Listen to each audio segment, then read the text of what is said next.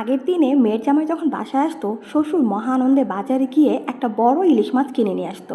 আর শাশুড় জামাই বাসায় এসেছে বলে কথা, সে মাছটাকে রান্না করে মাছের যে বড় মাথাটা সেটা জামাইয়ের পাতে উঠাই দিত, আর জামাই মহা আনন্দে খেতে পারতো। হ্যালো এভরিওয়ান, আসসালামু আলাইকুম। আর এখনকার মেয়ের জামাইরা কী করে বলেন তো? মাছের মাথা খাবে তো দূরে কথা, মাছ বেছে খেতেই জানে না। তাদের শুধু মুরগি মাংস, গরু মাংস, চিংড়ি মাছ এগুলাই চাই, সহজ খাবার।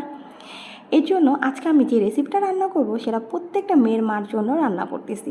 আপনাদের যাদের বাসায় মেয়ে বিয়ে দিয়েছেন তারা যখন মেয়ের জামাই বাসায় আসবে এভাবে করে রান্না করে খাওয়াবেন, আপনার মেয়ের জামাইয়ের কোনো কষ্টই হবে না মাছের মাথাটা বেছে খেতে। সব মশলাগুলোকে আমি একসাথে কষিয়ে নিলাম। মশলাটা কষানো হয়ে গেল। মশলাটা কষানো যখন হয়ে যাবে তখন তার মধ্যে আমি এর ফাঁকে একটা কাজ করে নিলাম, সেটা হচ্ছে ইলিশ মাছের যে মাথা ছিল ফ্রিজের থেকে সেটাকে বের করলাম।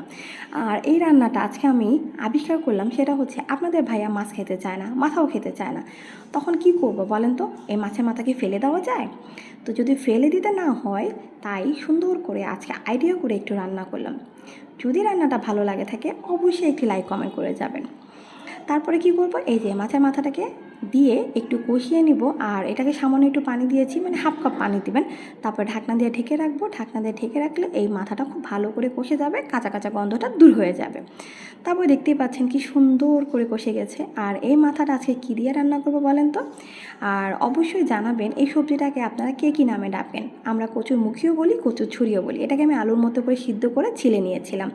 তারপরে আমি এই যে মাথাটা যখন হয়ে গেল সেটার মধ্যে দিয়ে দিলাম। এখন এটাকে 2 মিনিট কষিয়ে একটু পানি দিয়ে দিলাম।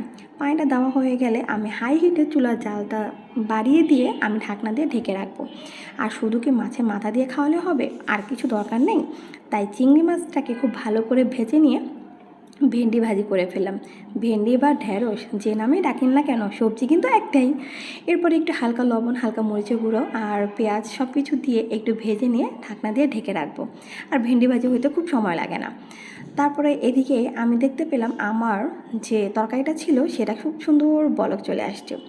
বাস আমি এখন একটু ধনেপাতা কুচি করে এটার মধ্যে দিয়ে দিলাম। আর 10 মিনিটের জন্য রেখে দিব। 10 মিনিট পরে চুলার চালটা বন্ধ করে দিলে হয়ে গেল মজাদার মাথা জামাইয়ের রেসিপি, মানে জামাইকে খাওয়ানোর জন্য একটা জামাই রেসিপি। আর এদিকে আমার ভেন্ডি ভাজিটাও হয়ে গেছে। বাস এভাবে করে রান্না করে খাওয়াবেন, চেটেপুটে এমনি ভাত খেয়ে ফেলবে।